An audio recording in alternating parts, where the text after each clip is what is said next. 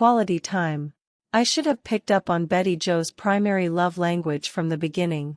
What was she saying on that spring night when I visited her and Bill in Little Rock? Bill is a good provider, but he doesn't spend any time with me. What good is the house and the recreational vehicle and all the other things if we don't ever enjoy them together? What was her desire? Quality time with Bill. She wanted his attention. She wanted him to focus on her, to give her time, to do things with her. By quality time, I mean giving someone your undivided attention. I don't mean sitting on the couch watching television together. When you spend time that way, ABC or NBC has your attention, not your spouse. What I mean is sitting on the couch with the TV off, looking at each other and talking, giving each other your undivided attention. It means taking a walk, just the two of you, or going out to eat and looking at each other and talking. Have you ever noticed that in a restaurant, you can almost always tell the difference between a dating couple and a married couple? Dating couples look at each other and talk.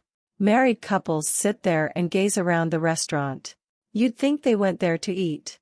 When I sit on the couch with my wife and give her 20 minutes of my undivided attention and she does the same for me, we are giving each other 20 minutes of life.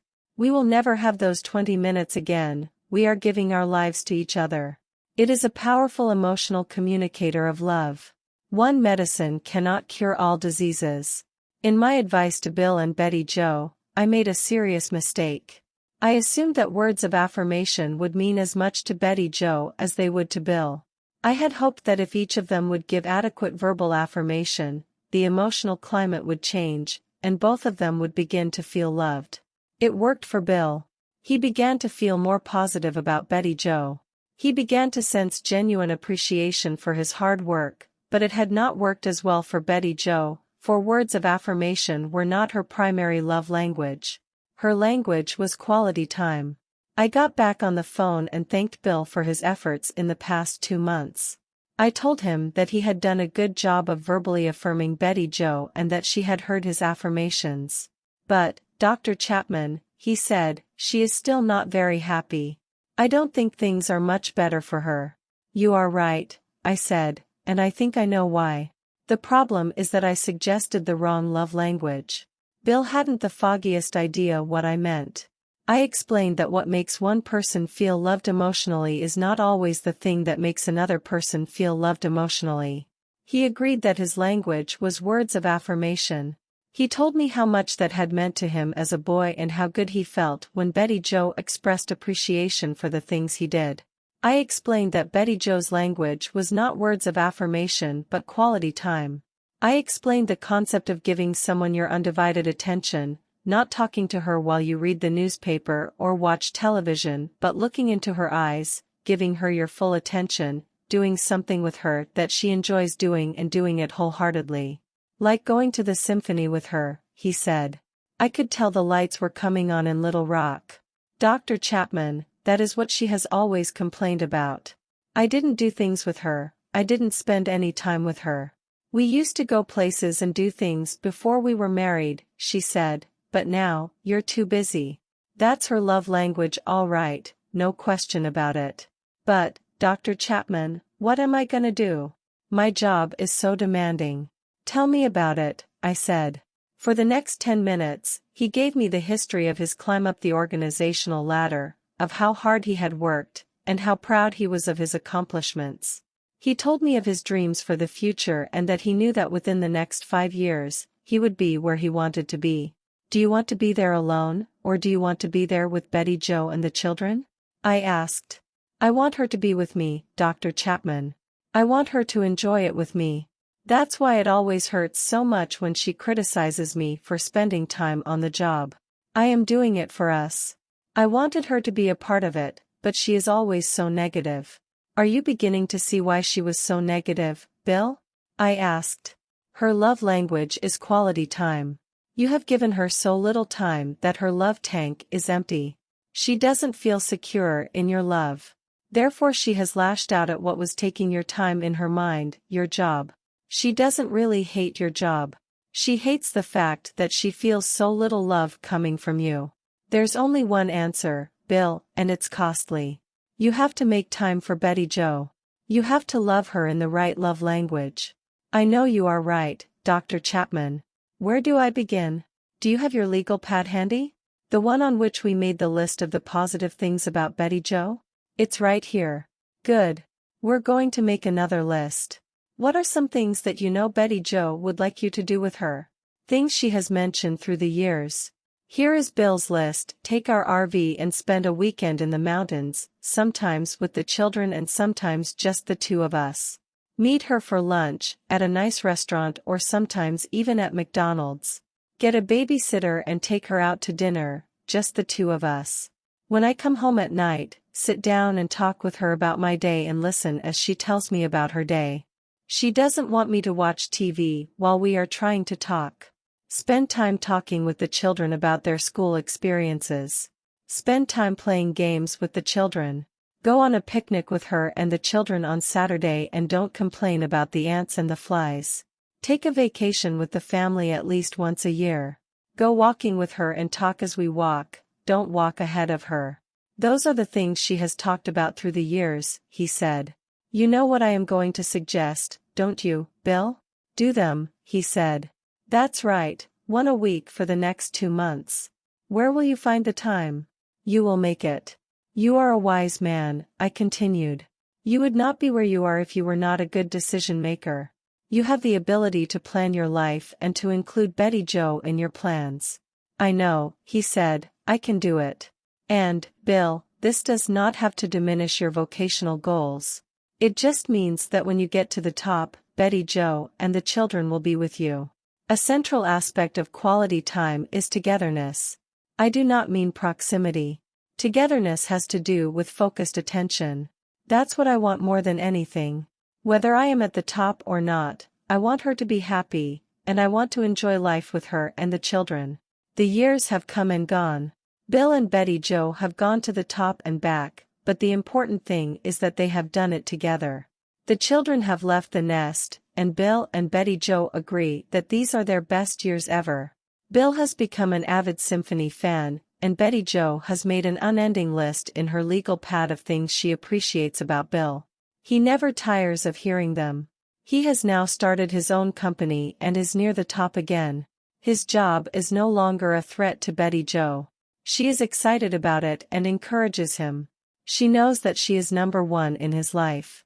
Her love tank is full, and if it begins to get empty, she knows that a simple request on her part will get her Bill's undivided attention. Togetherness. A central aspect of quality time is togetherness. I do not mean proximity. Two people sitting in the same room are in close proximity, but they are not necessarily together. Togetherness has to do with focused attention. When a father is sitting on the floor, rolling a ball to his 2-year-old, his attention is not focused on the ball but on his child. For that brief moment, however long it lasts, they are together. If, however, the father is talking on the phone while he rolls the ball, his attention is diluted. Some husbands and wives think they are spending time together when, in reality, they are only living in close proximity. They are in the same house at the same time, but they are not together. A husband who is watching sports on television while he talks to his wife is not giving her quality time, because she does not have his full attention. Quality time does not mean that we have to spend our moments together gazing into each other's eyes. It means that we are doing something together and that we are giving our full attention to the other person. The activity in which we are both engaged is incidental. The important thing emotionally is that we are spending focused time with each other. The activity is a vehicle that creates the sense of togetherness. The important thing about the father rolling the ball to the 2-year-old is not the activity itself, but the emotions that are created between the father and his child. Similarly, a husband and wife playing tennis together, if it is genuine quality time, will focus not on the game but on the fact that they are spending time together. What happens on the emotional level is what matters. Our spending time together in a common pursuit communicates that we care about each other, that we enjoy being with each other, that we like to do things together.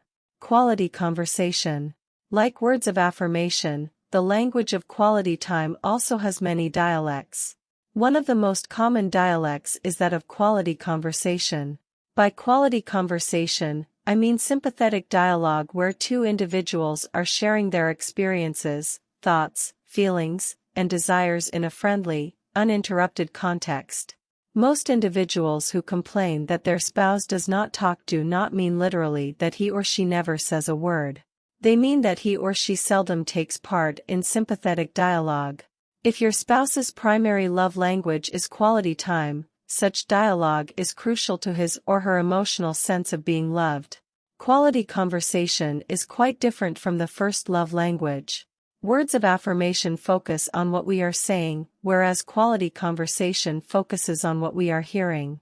If I am sharing my love for you by means of quality time and we are going to spend that time in conversation, it means I will focus on drawing you out, listening sympathetically to what you have to say. I will ask questions, not in a badgering manner but with a genuine desire to understand your thoughts, feelings, and desires. I met Patrick when he was 43 and had been married for 17 years. I remember him because his first words were so dramatic. He sat in the leather chair in my office and after briefly introducing himself, he leaned forward and said with great emotion, "Dr. Chapman, I have been a fool, a real fool." "What has led you to that conclusion?" I asked. "I've been married for 17 years, he said, "and my wife has left me. Now I realize what a fool I've been." I repeated my original question, "In what way have you been a fool?" My wife would come home from work and tell me about the problems in her office. I would listen to her and then tell her what I thought she should do. I always gave her advice. I told her she had to confront the problem. Problems don't go away. You have to talk with the people involved or your supervisor. You have to deal with problems. The next day she would come home from work and tell me about the same problems. I would ask her if she did what I had suggested the day before. She would shake her head and say no. So I'd repeat my advice. I told her that was the way to deal with the situation. She would come home the next day and tell me about the same problems. Again I would ask her if she had done what I had suggested. She would shake her head and say no. After 3 or 4 nights of that, I would get angry. I would tell her not to expect any sympathy from me if she wasn't willing to take the advice I was giving her. She didn't have to live under that kind of stress and pressure. She could solve the problem if she would simply do what I told her. It hurt me to see her living under such stress because I knew she didn't have to. The next time she'd bring up the problem, I would say, "I don't want to hear about it. I've told you what you need to do. If you're not going to listen to my advice, I don't want to hear it." Many of us are trained to analyze problems and create solutions. We forget that marriage is a relationship, not a project to be completed or a problem to solve. I would withdraw and go about my business. "What a fool I was," he said, "what a fool." Now I realize that she didn't want advice when she told me about her struggles at work. She wanted sympathy. She wanted me to listen, to give her attention, to let her know that I could understand the hurt, the stress, the pressure.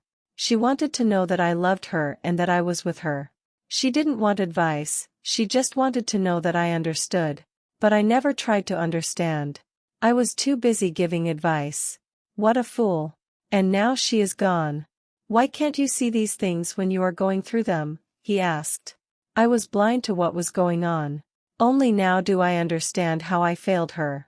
Patrick's wife had been pleading for quality conversation. Emotionally, she longed for him to focus attention on her by listening to her pain and frustration. Patrick was not focusing on listening but on speaking. He listened only long enough to hear the problem and formulate a solution. He didn't listen long enough or well enough to hear her cry for support and understanding. Many of us are like Patrick. We are trained to analyze problems and create solutions. We forget that marriage is a relationship, not a project to be completed or a problem to solve.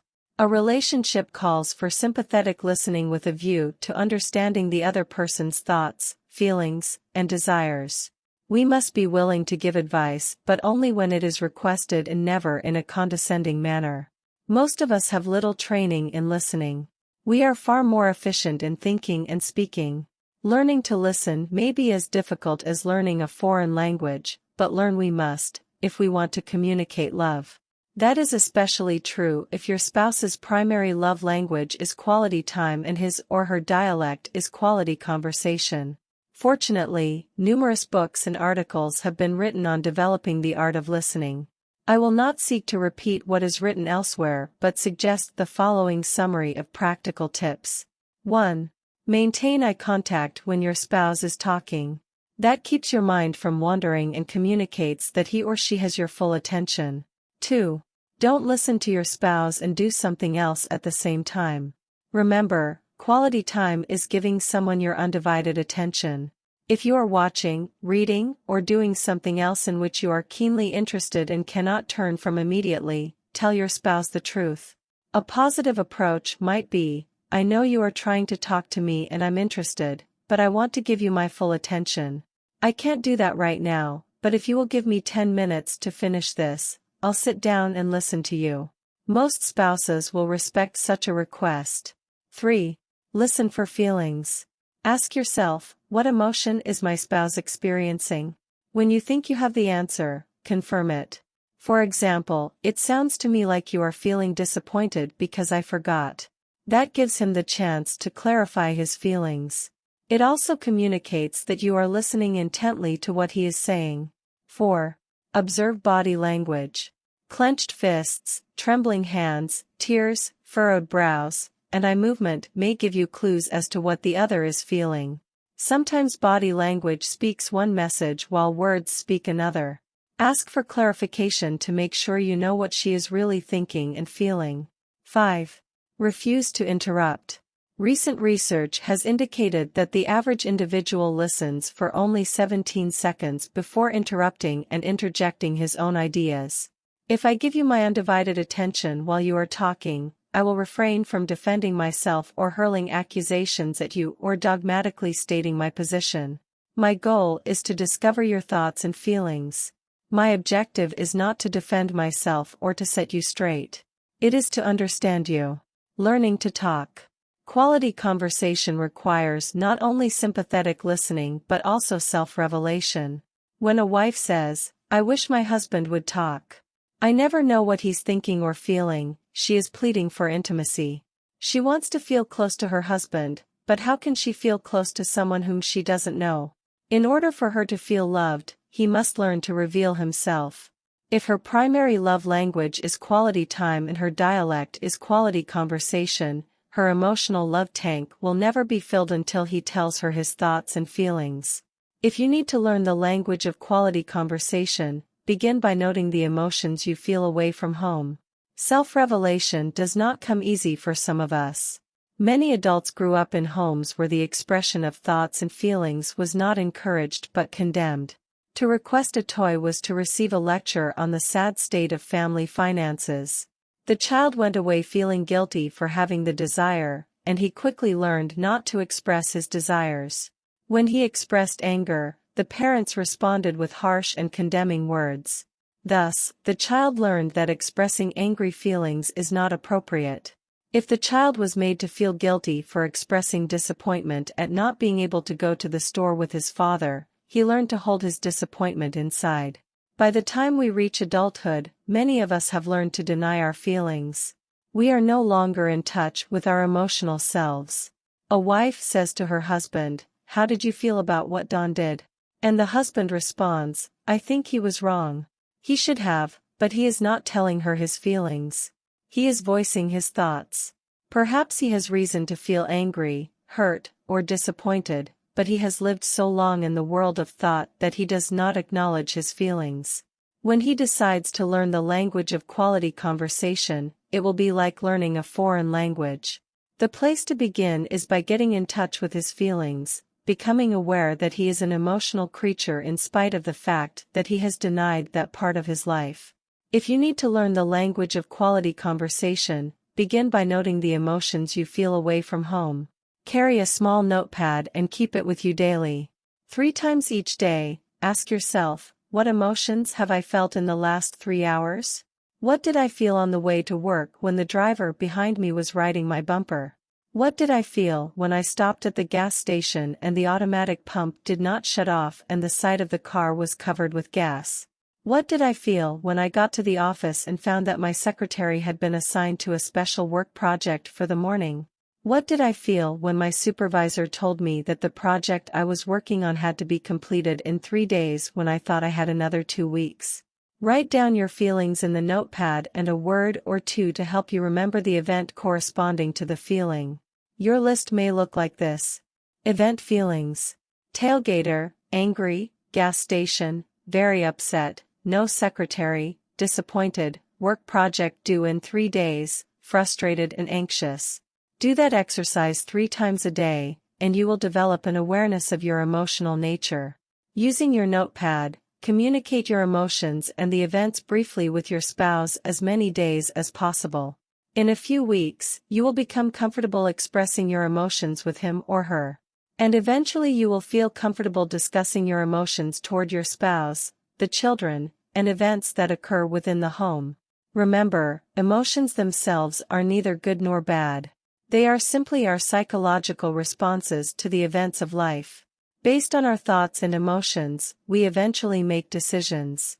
When the tailgater was following you on the highway and you felt angry, perhaps you had these thoughts: I wish he would lay off, I wish he would pass me, if I thought I wouldn't get caught, I'd press the accelerator and leave him in the twilight, I should slam on my brakes and let his insurance company buy me a new car, maybe I'll pull off the road and let him pass.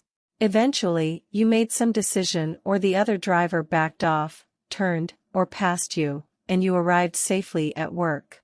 In each of life's events, we have emotions, thoughts, desires, and eventually actions. It is the expression of that process that we call self-revelation. If you choose to learn the love dialect of quality conversation, that is the learning road you must follow. Personality types. Not all of us are out of touch with our emotions, but when it comes to talking, all of us are affected by our personality. I have observed 2 basic personality types. The first I call the Dead Sea. In the little nation of Israel, the Sea of Galilee flows south by way of the Jordan River into the Dead Sea. The Dead Sea goes nowhere. It receives but it does not give. This personality type receives many experiences, emotions, and thoughts throughout the day. They have a large reservoir where they store that information, and they are perfectly happy not to talk. If you say to a Dead Sea personality, "What's wrong? Why aren't you talking tonight?" he will probably answer, "Nothing's wrong." What makes you think something's wrong? And that response is perfectly honest. He is content not to talk. He could drive from Chicago to Detroit and never say a word and be perfectly happy. On the other extreme is the babbling brook.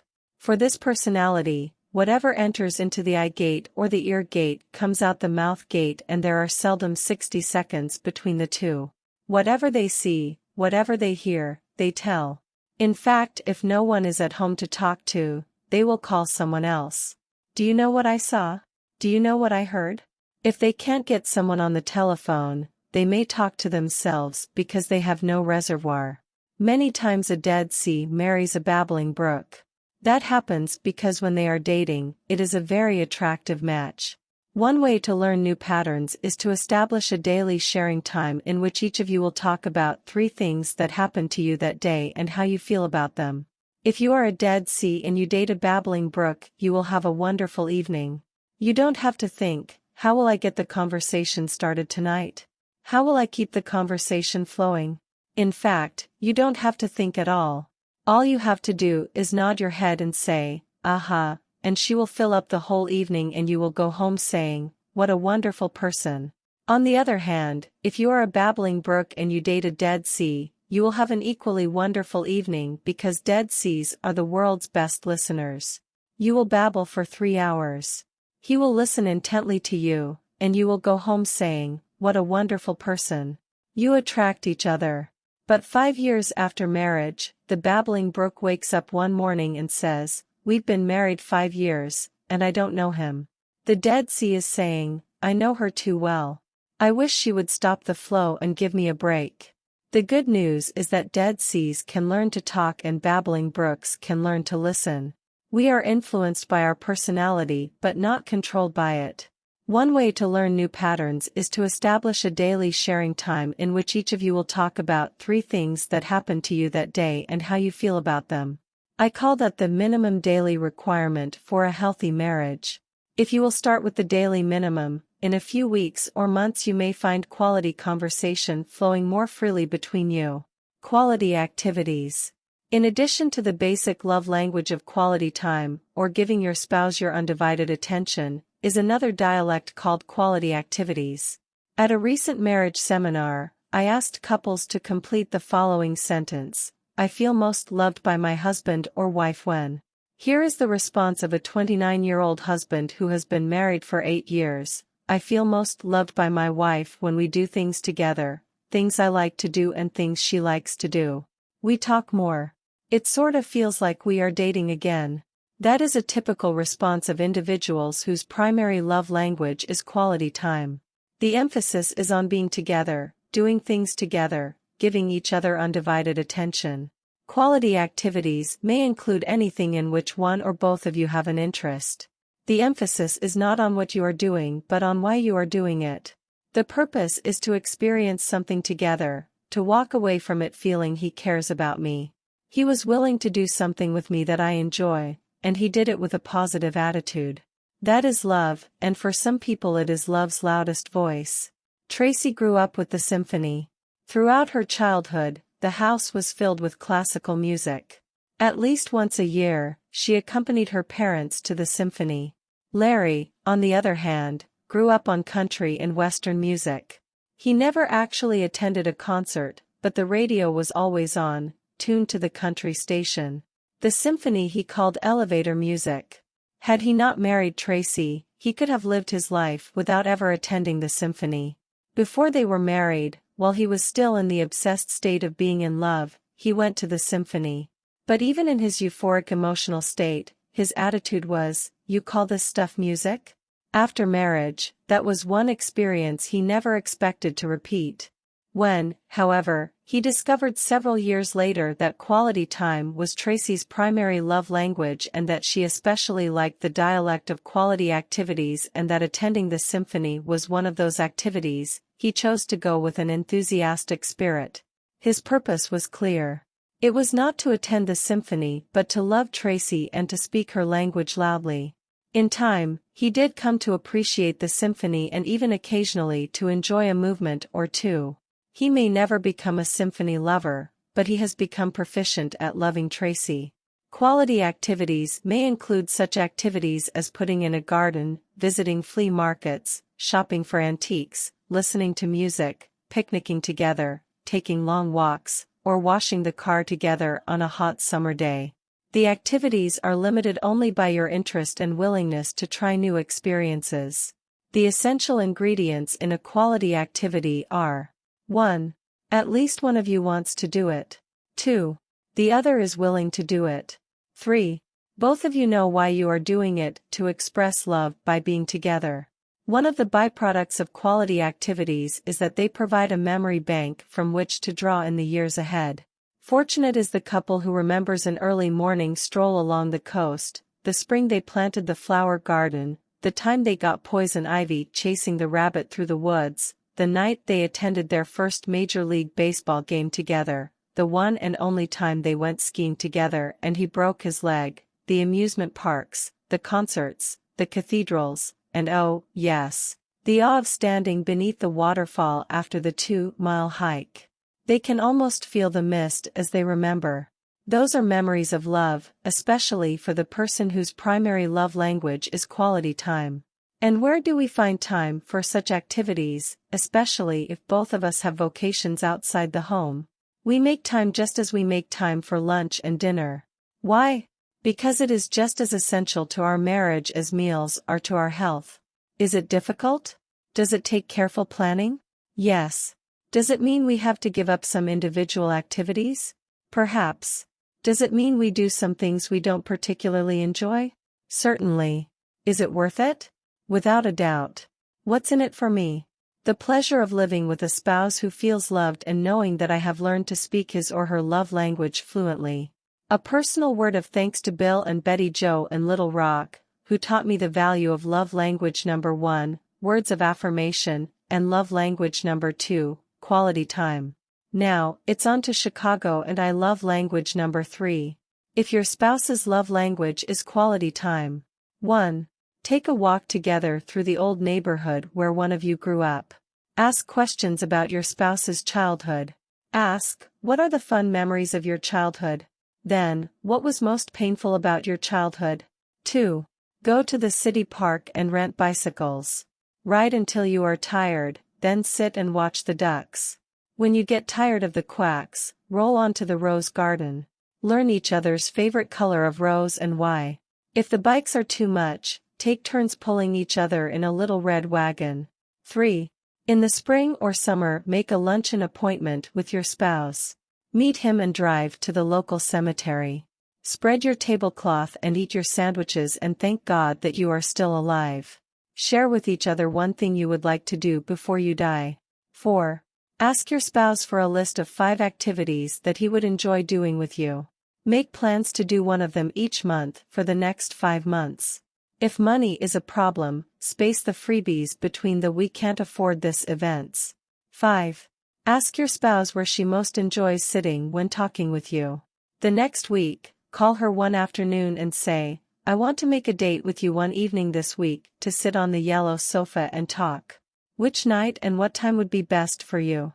Don't say yellow sofa if her favorite place is in the jacuzzi. 6. Think of an activity your spouse enjoys, but which brings little pleasure to you: football, symphony, jazz concert, or TV sleeping. Tell your spouse that you are trying to broaden your horizons and would like to join her in this activity sometime this month. Set a date and give it your best effort. Ask questions about the activity at break times. 7. Plan a weekend getaway just for the two of you sometime within the next 6 months. Be sure it is a weekend when you won't have to call the office or turn on the TV for a report every 30 minutes. Focus on relaxing together, doing what one or both of you enjoy. 8. Make time every day to share with each other some of the events of the day.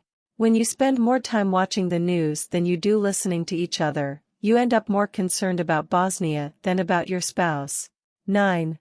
Have a let's review our history evening once every 3 months. Set aside an hour to focus on your history.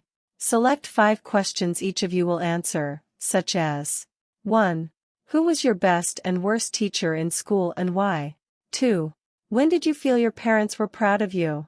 3. What is the worst mistake your mother ever made? 4. What is the worst mistake your father ever made? 5. What do you remember about the religious aspect of your childhood?